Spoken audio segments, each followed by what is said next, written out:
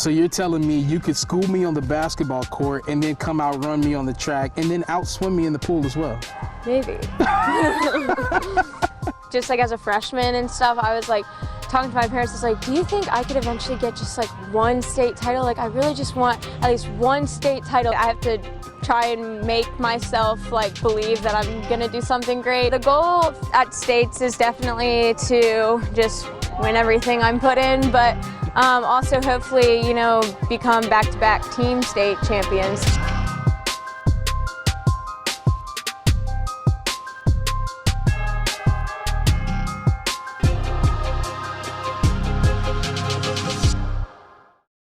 Eric Johnson here at Glenver High School, aka Highlander Heaven, as you all call it here these days. I'm with the one and only, the talented Carly Wilkes. Nice to have you here. Appreciate your time this afternoon. Thank you for coming. It's been a long time coming for obvious reasons.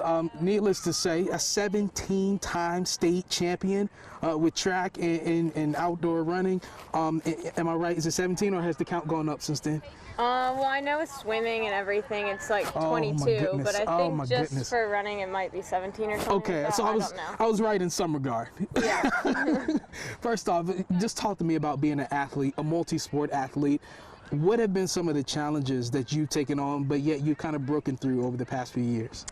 Well, I'd say one of the challenges I had like early on was just like my strength and everything. So I've been trying to work on that.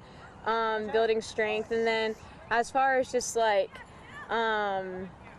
obstacles with just outside circumstances, I'd say would be I got COVID last year at the end of cross country season, and I was supposed to go to the regional meet to qualify for nationals, and I got it that week before, like the Tuesday of the Saturday I was supposed to race.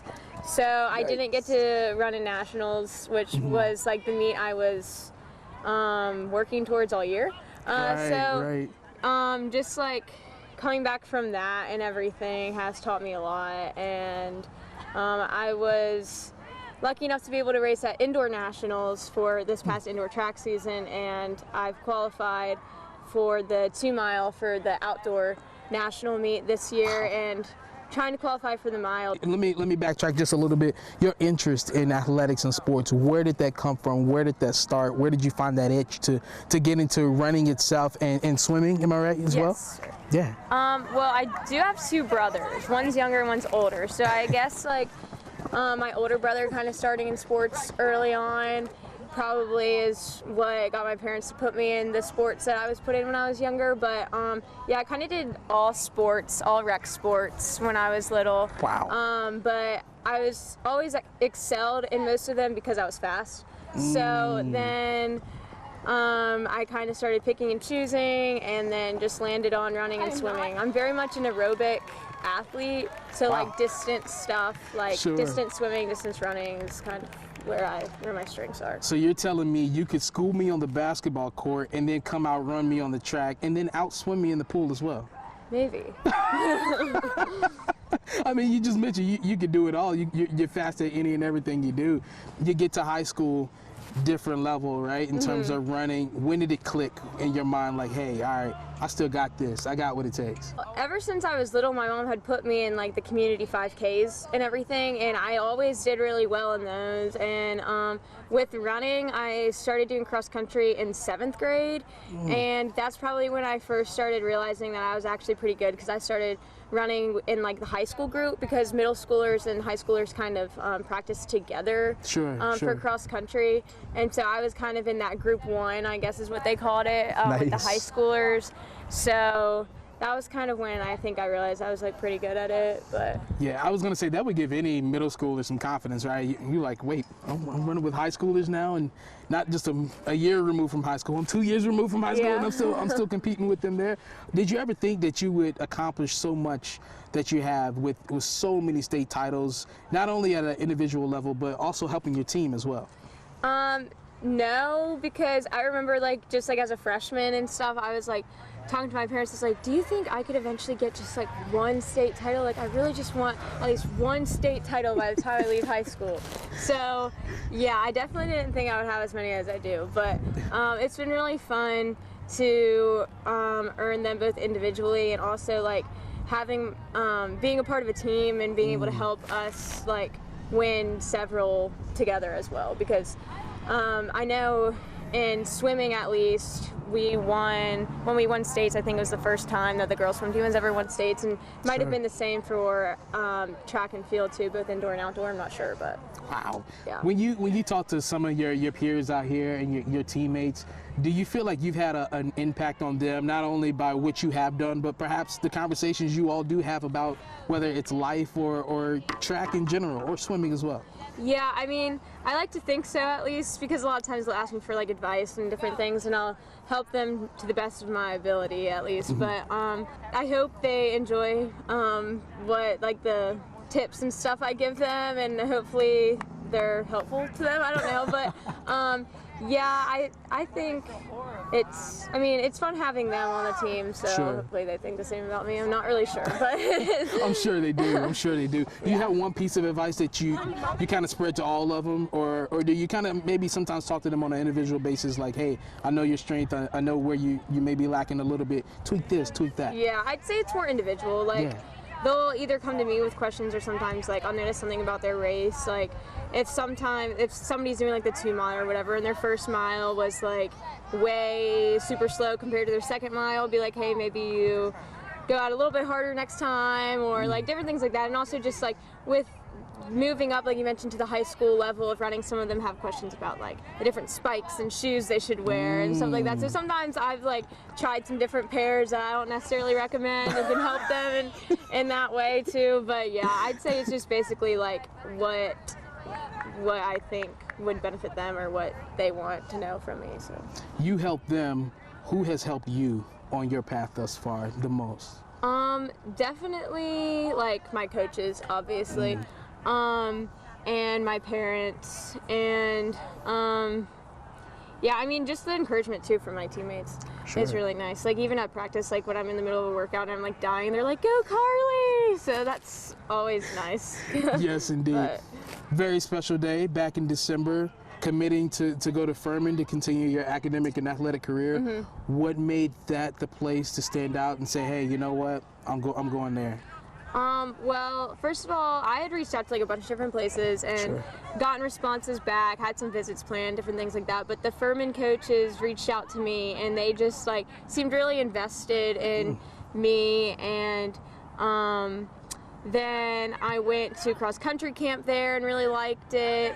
And I just really like Greenville in general, South Carolina, where Furman is. And yeah, the coaches and the small school environment is similar to what it kind of feels like here at Glenver, so I knew I would thrive in that more so than a larger school, I think.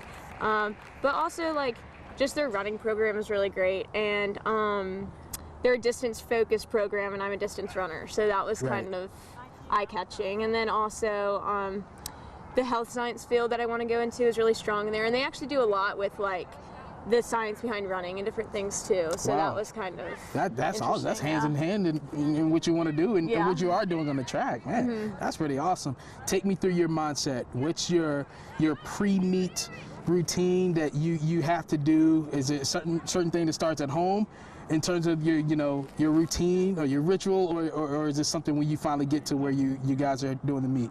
I'd say it's kind of like an all-day type of thing. Yeah, like I'll usually eat either like oatmeal or like a bagel or something in the morning, and then if I have like a later race, I'll eat like a peanut butter and jelly or something. So no Wheaties, no Honey Bunches of Oats. Oh man. No. I see. That's why I wouldn't be able to do it. Yeah. So I'd say like just like what I eat that day, I kind of try and keep it like the same, like every day before meet. Not necessarily the same as like what I eat every other day, which like some people do. They like to keep everything the same so they're not introducing anything new, but kind of have like my race day foods, I guess. And then like when I get there, I try and just kind of like stay relaxed and stuff, but I'm always still thinking about the race and what I have to do and different things. And yeah, I have my same warm-up routine every time, and yeah, Man, that is awesome. And I was gonna say, I imagine it all starts up here. Yeah. It's all mental, right? So do you have to kind of adjust yourself and say, hey, all right, we're gonna stay in a positive lane, so to speak, you know, heading into this one, or are you already kind of wired to be positive? Honestly, sometimes I have to try and make myself like believe that I'm gonna do something great, because sometimes in my head I'm like, I kind of set up worst case scenarios, and I'm like, well, as long as I run at least this time, that'll be good enough. But like, in the back of my mind, I know I want more than that, but I'm just trying to like not be disappointed, because I'm really hard on myself too. Sure. So sometimes if I have these high expectations that aren't met, it's almost harder to accept than if I had like lower ones. But yeah, I try and stay positive and believe in like what I'm about to do. But yeah, my mom sometimes has to calm me down sometimes, because I kind of freak out. But that's just because like I'm kind of a perfectionist. So I was gonna say that's that nervous energy that you need, though, right? Yeah. Would you say, yeah? Yeah, the adrenaline is it can be helpful and harmful, because it's really nice at the beginning, but then sometimes you get tricked and then you go out way too fast and then you die in the middle of the race. But right. no, it is nice. Yeah, definitely the adrenaline helps when it comes to races. So. At what point did you say, or have you said, all right, strictly running, no more pool for college, or will you be doing both in college? Well, I won't be like swimming on a team in college, but I'll definitely still be using it for training purposes. Like, awesome. For right now, like on Tuesdays and Thursdays, like today, I do a swim in the morning and in the afternoon, and do like a lift instead of doing like an easy run, on those days. Wow. To just kind of like help with the extra like pounding and stuff, and then also just to get like more out of it. I feel like I get 2 pool workouts in instead of an easy run, and saves my legs too. So yeah. Wow. Yeah, so I'll probably still use that some for cross training. I don't know how much, but at least on the weekends or like cross training days, I'll probably swim. That is awesome. As you mentioned, upwards of nearly 24 state titles, you know, between team, individual, running, and swimming. What's next? I mean, I understand you can still add to the stash a little bit here before your school year is up. Talk to me about goals to finish out your high school career. Well, yeah, the goal at states is definitely to just win everything I'm put in, but also hopefully, you know, become back-to-back team state champions. That would be awesome. But yeah, even beyond that, like I mentioned, in June, I'm going to New Balance Nationals outdoor. So my goal for that is, I've already qualified for the 2 mile, trying to qualify for the mile. I should.